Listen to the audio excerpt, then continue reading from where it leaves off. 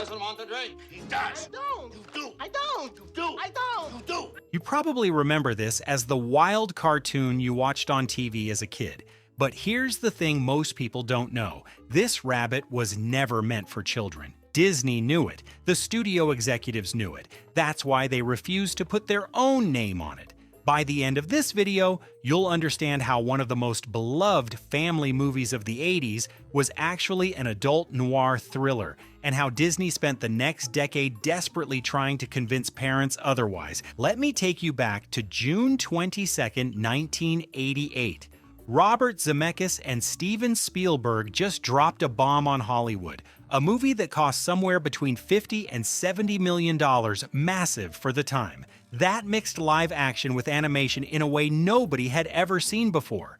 It made $325 million worldwide, one of the highest-grossing films of 1988. A technical masterpiece, a cultural phenomenon, and it was rated PG. Now think about this for a second. When you hear PG cartoon with Bugs Bunny and Mickey Mouse, what do you picture? Saturday morning cereal commercials, kids laughing, family movie night. That's exactly what Disney wanted you to think. But here's where it gets weird. The studio that made it, Disney, refused to release it under the Walt Disney Pictures label. They used Touchstone instead, their adult brand. Why? Because the executives thought it was too risque, too sexual, too dark, and they were right. Over the next 16 minutes, I'm going to show you 3 things.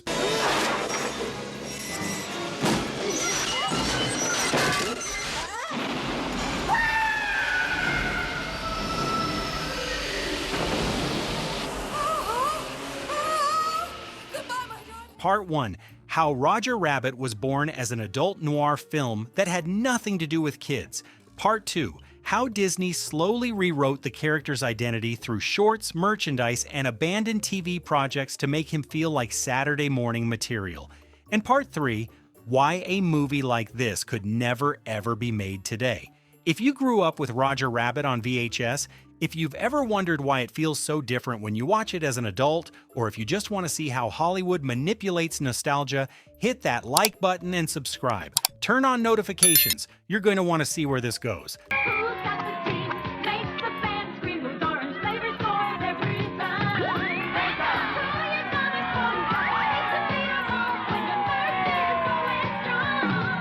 Let's start at the beginning. Who Framed Roger Rabbit didn't start as a Disney pitch. It started as a 1981 novel by Gary K. Wolfe called Who Censored Roger Rabbit? And that book? Darker, more satirical, more adult. The story takes place in 1947 Los Angeles, post-war America, a time of corruption, urban renewal, and deep racial tension. But here's the genius twist. Instead of humans, the story uses cartoons as a metaphor for segregation and exploitation.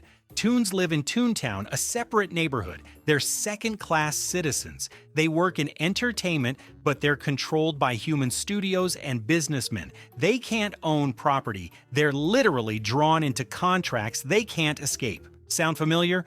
It's a direct allegory for redlining, labor exploitation, and the racism baked into Hollywood's golden age. And the villain's plan? Destroy Toontown to build a freeway, displace an entire community for profit and progress. That's not a kids' movie plot. That's urban displacement. That's gentrification. That's noir. Now, when Disney got involved, they had a problem. Robert Zemeckis wanted to keep the edge. Spielberg's Amblin was co-producing, and they wanted it to feel dangerous, sexy, and smart. But Disney's brand was Snow White, Cinderella, the Magic Kingdom. So they made a call, release it under Touchstone. Touchstone was Disney's label for movies that were too mature for the main brand. Splash, Down and Out in Beverly Hills, movies with sex, swearing, and adult themes. That tells you everything. Disney executives looked at Roger Rabbit and said, "This is too much for our name." Cigars? Cigarettes? Eddie Valiant. Betty? Long time no see. What are you doing here? Let's talk about what's actually in this movie. Eddie Valiant is an alcoholic. The movie opens with him drinking whiskey at 10 a.m. His entire character arc is about grief, trauma, and addiction. Jessica Rabbit is overtly sexual. Her nightclub performance isn't subtle. The patty cake photos are a stand-in for an affair. The movie literally uses infidelity as a plot device. There's a murder cover-up. Marvin Acme is killed. There's a conspiracy involving corrupt judges, corporate greed, and a plan to commit what is essentially ethnic cleansing of Toontown. Judge Doom is terrifying, not villain scary. Nightmare fuel, the steamroller scene, the dip, the reveal that he's a Toon who killed Eddie's brother. This is horror. And then there's the racism allegory. Toons are called slurs. They're segregated, they're exploited for entertainment, and then discarded. The movie doesn't hide this. It's the entire thematic backbone. This is not Looney Tunes. This is Chinatown with cartoons. Here's the thing most people forget. In 1988, everyone knew this was for adults. Contemporary reviews said it reminded everyone animation was not just for kids. The marketing leaned into the crossover appeal, Disney characters meeting Warner Brothers characters for the first time ever. That was the hook. Not fun for the whole family, it was animation grows up. The movie was designed to pull in Gen X adults who grew up with Looney Tunes and wanted something that respected their intelligence. It was counter-programming to the sanitized, safe cartoons of the 80s. And it worked. But then something happened.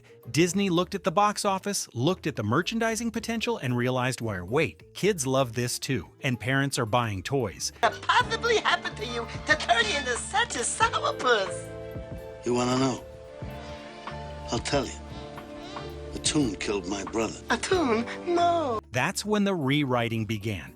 Between 1989 and 1993, Disney released 3 Roger Rabbit theatrical shorts. Tummy Trouble played before Honey, I Shrunk the Kids, Roller Coaster Rabbit before Dick Tracy, Trail Mix-Up before A Far Off Place. Notice the pattern? All family movies, all PG, all designed to put Roger in front of kids who were too young to see the original film in theaters. And the shorts themselves? Pure slapstick. No noir, no innuendo, no murder or alcoholism or segregation, just a wacky rabbit getting into trouble. Disney was systematically stripping away the adult identity of the character and replacing it with Saturday morning energy. Now here's where the myth comes in. A lot of people remember or think they remember a Roger Rabbit TV show. It never existed. What did happen is this. Disney wanted to make a Roger Rabbit animated series for TV.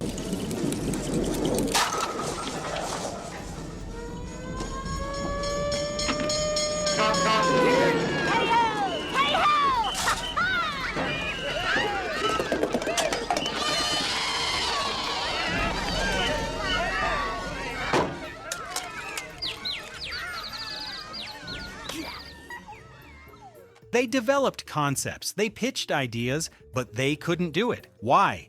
Rights issues. Roger Rabbit involved Disney, Warner Brothers, Amblin, and a dozen other studios who licensed their characters for the film, getting all of them to agree to a TV show legally impossible. So Disney did something clever. They created Bonkers, a cartoon cop, in Hollywood, solving crimes with a human partner living in a world where toons and humans coexist. Sound familiar? Bonkers was Roger Rabbit for Saturday morning. Same concept, different character, no legal entanglements, and it aired on the Disney afternoon block, right alongside DuckTales, Chip and Dale, and Goof Troop. That's the illusion. Kids who grew up in the 90s saw Bonkers. What's up, Doc? Jumping without a parachute? Kinda dangerous, ain't it? Yeah, you could get killed, huh? Saw the Roger Rabbit shorts on Disney Channel, saw the toys and the theme park character meet and greets, and they assumed Roger Rabbit was always meant for them. But here's the really sneaky part. How you experienced Roger Rabbit shaped what you thought it was. If you saw it in theaters in 1988 as an adult, you got the full noir experience. Dark theater, big screen, the weight of the themes. But if you were a kid who watched it on VHS in your living room in 1995, the cover art emphasized the cartoons. The back-of-box description called it a zany adventure. TV airings were edited for time and content. You saw a cartoon movie, not a noir thriller. and Disney's merchandising, plush toys, lunchboxes, coloring books reinforced that framing. By the mid-90s, Roger Rabbit had been rewritten in the cultural memory, not by changing the film itself, but by changing the context around it. What the? I'm getting too old for this! Let's be honest. Kids loved Roger Rabbit because they didn't understand it. They saw Bugs Bunny and Mickey Mouse on screen together. They saw slapstick and cartoon physics. They saw bright colors and funny voices. They didn't see the alcoholism. They didn't catch the sexual innuendo. They didn't understand the racism allegory. When Jessica says, "I'm not bad, I'm just drawn that way," kids heard a funny line. Adults heard a woman trapped by how men perceive her body. When Eddie refuses to go to Toontown, kids saw a grumpy detective. Adults saw a man paralyzed by trauma and grief. That's the brilliance and the problem. The movie worked on two levels, but only one of those levels was marketable to families, so Disney chose to amplify the kid-friendly layer and bury the rest. Let's talk about why a movie like Who Framed Roger Rabbit is impossible in 2025. First, IP control. Getting Disney, Warner Brothers, Universal, and a dozen other studios to share their characters in one movie was a miracle in 1988. Today, forget it. Every studio has its own streaming service. Every character is a franchise. Every appearance is calculated for brand synergy. Remember how we always thought there wasn't a way to kill a Toon? Well, Doom found a way. Turpentine, acetone, benzene. He calls it the dip. Disney isn't going to let Mickey Mouse appear in a movie where someone gets murdered and a sexy rabbit talks about infidelity. Warner Brothers isn't going to let Bugs Bunny share screen time with a competitor unless there's a massive financial incentive. And no studio is going to risk their family-friendly brand on a PG movie with this much edge. Second, PG doesn't mean what it used to. In 1988, PG could include alcohol abuse, sexual innuendo, intense violence, and scary imagery. Today, that's PG-13 territory. Maybe even our modern PG is Paddington. Moana, safe, sanitized, designed for the youngest possible audience. Roger Rabbit's nightclub scene alone would get flagged by a studio's brand safety team before it ever reached a script meeting. Here's the bigger picture. Roger Rabbit was part of a brief moment in the late 80s and early 90s when Hollywood believed animation could be for adults. Who Framed Roger Rabbit?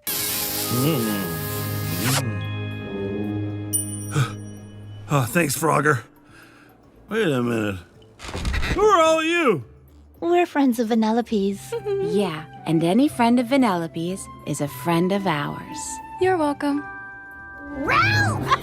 Looking good! The Simpsons, Ren and Stimpy, Beavis and Butthead. Animation was growing up, but then something shifted. Pixar proved you could make billions with family-friendly animation.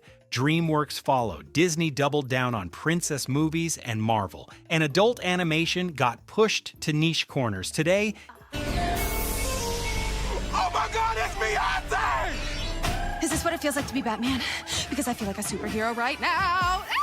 You really know how to just kill the post-fight movie. if you want adult animation, you go to Netflix for BoJack Horseman or HBO for Harley Quinn. But a major studio theatrical release that's a cartoon noir with A-list actors and a $70 million budget, it doesn't exist? So here's the question I want you to sit with. Did we lose something when animation stopped being allowed to grow up with us? Roger Rabbit proved you could make a cartoon that respected adult intelligence, tackled serious themes, and still be wildly entertaining. But the industry decided that was too risky. Safer to split the market. Kids get Pixar. No!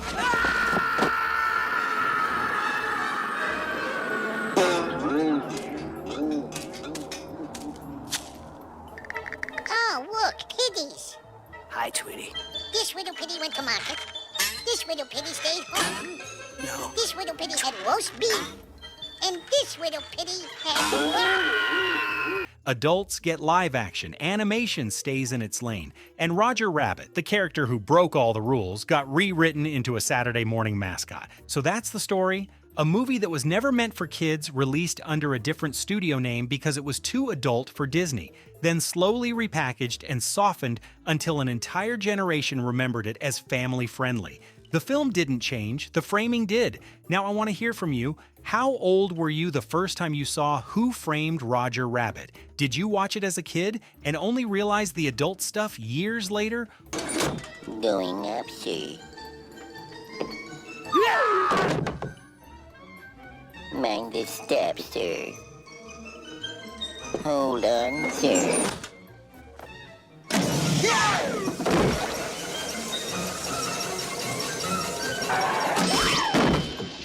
Your floor, sir. Have a good day, sir.